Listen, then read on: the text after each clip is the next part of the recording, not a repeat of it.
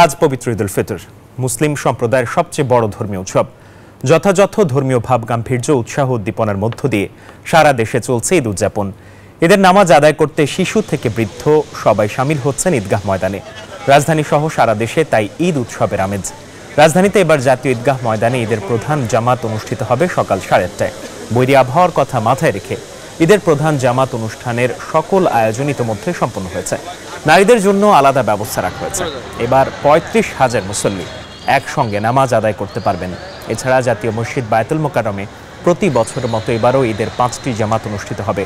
বায়তুল মোকাররমে প্রথম জামাত অনুষ্ঠিত হবে সকাল 7টায়, এরপর পর্যায়ক্রমে 8টা, 9টা, 10টা এবং 11:15টায় অনুষ্ঠিত হবে শেষ ঈদ জামাত।